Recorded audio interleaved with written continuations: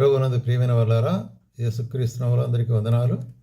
మరి ఈ దినము మన యొక్క వాక్య ధ్యానం కొరకై మత్తయి సువార్తలో నుంచి కొన్ని వచనాలు మనం చూసుకుందాము. మత్తయి సువార్త 8వ అధ్యాయము 14, 15, 16 వచనాలు చదువుతానండి. మత్తయి సువార్త 8వ అధ్యాయం. తరువాత యేసు పేతురు ఇంటిలో ప్రవేశించి జ్వరంతో పడి ఉన్న అతను చూచి ఆమె చెయ్యి ముట్టగా జ్వరం ఆమెను విడిచెను. అంతటా ఆమె లేచి ఆయనకు ఉపచారం చేయసాగెను. ఈ భాగంలో మనం గమనించినట్లయితే యేసు ప్రభు ఈ లోకంలో ఉన్నప్పుడు అనేకులను స్వస్థపరిచినాడు. మరి అనేక వ్యాధులను స్వస్థపరిచినాడు, అనేకులకు సహాయం చేసినాడు. అయితే ఒక్కొక్క సందర్భంలో కూడా స్వస్థపడిన వారు ఏ విధంగా దానికి ప్రతిగా తమ జీవితాల్లో మార్పు పొందినారనే కార్యాన్ని మనం గమనించాలి. కాబట్టి యేసు ప్రభు స్వస్థపరిచిన వారు ఏ విధమైన మార్పును తమ జీవితాల్లో కలిగి ఉంటున్నారు అనేటువంటి దాన్ని కొన్ని అంశాలు మనం చూస్తాం. ఇక్కడ పేతురు అత్త జ్వరంతో పడి ఉంటున్నది. యేసు ప్రభు వచ్చాడు. మరి ఇంట్లో ఆమెను చూచి ఆమె చేయి ముట్టగా ఆమె బాగైంది. అప్పుడు పేతురు అత్త ఏం చేసింది? వెంటనే ఆమె లేచి ఉపచారం చేయసాగాను. కాబట్టి మనల్ని స్వస్థపరచుట అంటే ఆయన స్వస్థపరిచినందుకు ఆమె కృతజ్ఞతగా ఏం చేస్తుంటున్నది? ఉపచారం. కాబట్టి ప్రేమైన వాళ్ళారా, మనం కూడా ఇది సంగతి నేర్చుకోవాలి. ఆయన నిన్ను స్వస్థపరిచినట్లయితే ఆయనకు మనం ఉపచారం చేయవలసి అనుకుంటున్నాం. అది మనం చేయవలసినట్టుకి కృతజ్ఞత అనేటువంటిది. అట్లాగే 9వ అధ్యాయం 27వ వచనంలో మత్తయి సువార్తలో ఇక్కడ ఏం చూస్తున్నాము? యేసు అక్కడి నుండి వెళ్ళుచుండగా 2 గుడ్డివారు ఆయన వచ్చి దావీదు కుమారుడమును కరుణించుడు కేకలు వేసాడు. అప్పుడు యేసు ఏం చేశాడు? వారి కనులను ముట్టి తెరవబడునుగాక అని చెప్పేసినాడు. అది కనులు తెరవబడింది. ఈ గుడ్డివారి కనులు తెరిచినప్పుడు ఏం చెప్తున్నాడు ఆయన? ఇది ఎవరికి తెలియకుండా చూసుకుని వారికి ఖండితంగా ఆజ్ఞాపించను. అయితే వారు ఏం చేశారు? కృతజ్ఞత కలిగిన వారై సంతోషముతో వారు వెళ్ళి ఆ దేశమంతా ప్రకటించినారట. కాబట్టి నువ్వు స్వస్థత పొందిన నేను యేసుక్రీస్తు ప్రభు ద్వారా స్వస్థత పొందిన నేను చేయవలసిన పని ఏంటంటే ఆయన గురించి ప్రచురించుట అనేటువంటిది. మొట్టమొదటిగా ఆయన సేవించుట అని చూసినాము. రెండవదిగాను ప్రచురించుట అనేటువంటిది. కాబట్టి వారికి కలిగినట్టు ఆశీర్వాదాన్ని బట్టి ఇంకా ప్రచురించకుండా ఎవరు ఆపు చేయలేరు. కాబట్టి వారు వెళ్ళి ప్రచురించారు. అట్లాగే మార్కు సువార్త 7వ అధ్యాయంలో కూడా ఇదే మాట చూసినట్టే చెవుడు నత్తి కలిగిన ఒక మనిషిని దేవుడు ఏం చేశాడు? యేసు ప్రభు బాగు చేశాడు. బాగు చేసినప్పుడు ఆ మనుషుడు చూసినట్లయితే ఏమంటాడంటే యేసు ప్రభు ఏం చెప్తుంటున్నాడు? అప్పుడు ఆయన ఇది ఎవరితోనూ చెప్పవద్దని వారికి ఆజ్ఞాపించను. అయితే ఆయన చెప్పవద్దని వారికి ఆజ్ఞాపించిన కొలది ఎక్కువగా ప్రసిద్ధి చేసిరి. కాబట్టి రెండవదిగా మనం నేర్చుకోవాల్సింది ఏంటంటే ఆయన స్వస్థపరిచిన వారు ఆయన్ను ప్రకటించవలసిన వారుగా ఉంటున్నారు అనే కార్యాన్ని మన జీవితాల్లో మనం నేర్చుకోవాలి.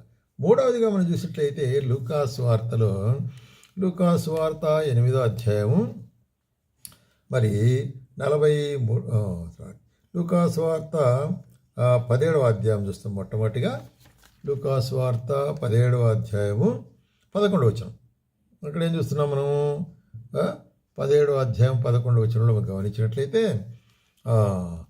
ఆయన యెరూషలేమునకు ప్రయాణం వైపు సమరయ గలిలయ మధ్య వెలుచుండగా అక్కడ 10 మంది కుష్ఠరోగులు కనిపించారు.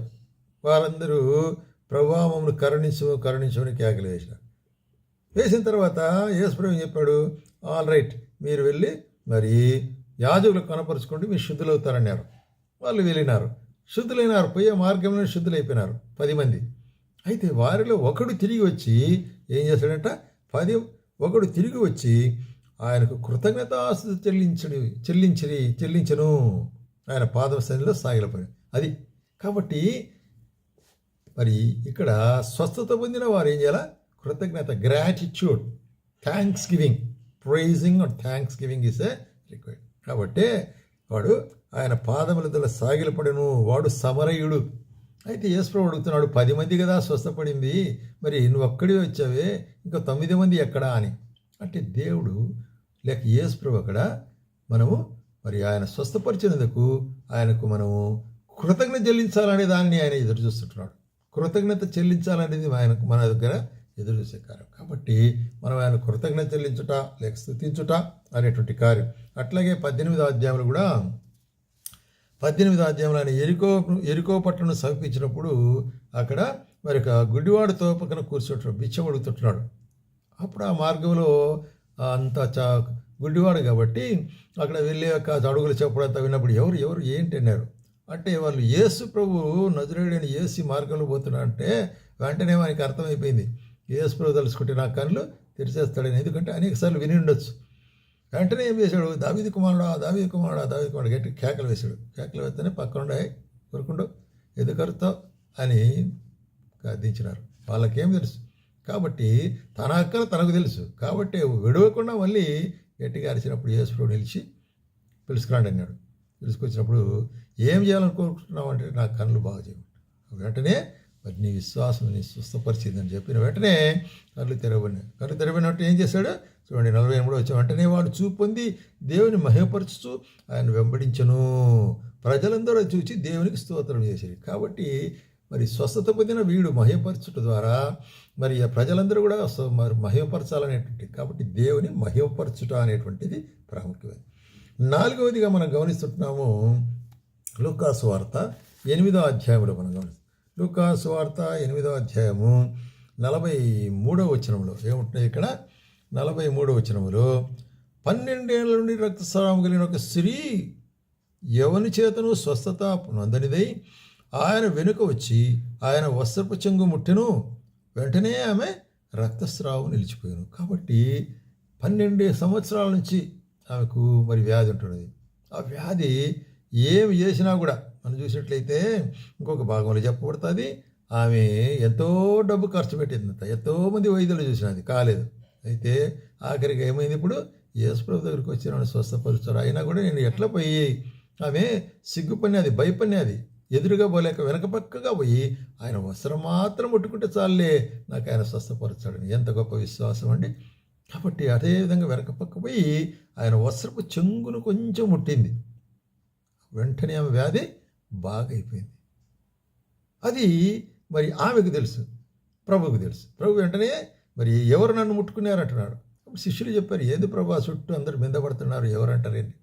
లేదు నాలో నుంచి ప్రభావం పోయింది, ఎవరు నన్ను ముట్టుకున్నారంటే ఆమె భయపడతా ముందుకు వచ్చి, ఇప్పుడు వెనక కాదు ఇప్పుడు ముందుకు వచ్చి సాక్ష్యం చెప్పింది, ఇది నేనే ప్రభువా, నా యొక్క వ్యాధిని మీరు బాగు చేసినారు. కాబట్టి విట్నెసింగ్, ఎవరెవరైతే those are healed you to witness, మనము సాక్ష్యం చెప్పవలసిన అనుకుంటున్నాం. ఎందుకంటే సాక్ష్యం అనేటువంటిది ప్రభావితం చేస్తుంది, అనేకులను మార్చేదిగా ఉంటుంది. ప్రభువులో మనము సాక్ష్యం చెప్పినప్పుడు అనేకుల హృదయాలను కదిలిస్తుంది. అవునా ఇటువంటి అనుభవమా అనేటువంటిది సాక్ష్యం అంటే.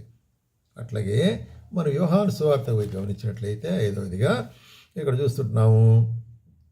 మరి యోహాను సువార్త 11వ అధ్యాయం, యోహాను సువార్త 11వ అధ్యాయంలో ఈ భాగంలో మనం చూసినట్లయితే యేసు ప్రభు చనిపోయిక లాజరు సమాధి దగ్గరికి వచ్చి లాజరు బయటికి రాన్నాడు. చెప్పిన వెంటనే ఏమైంది, లాజరు మరి చనిపోయిన వారి కాళ్ళు చేతులు పేద వస్త్రంతో కట్టబడిన వాడై వెలుపలికి వచ్చాడు. అంతటా యేసు ప్రభు చేశాడు, మరి కట్లు ఇప్పేశాడు.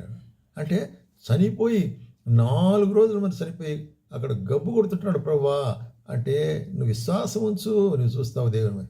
అట్లాగే ఆయన మరి ఇక్కడ ఏమది మరణంలో నుంచి లేపబడినాడు, పునరుత్థానం మాదిరి కదా.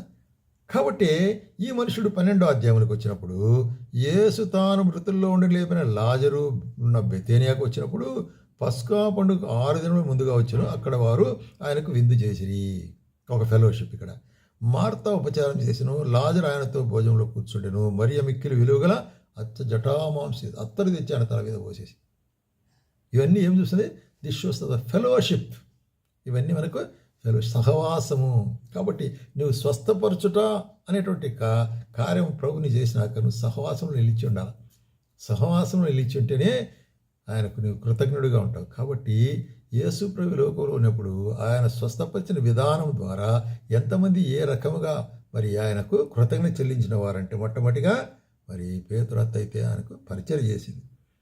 తర్వాత ఆయనకు మరి ఆయన గురించి అనేకులకు మనం చెప్పవలసిన ప్రీచింగ్.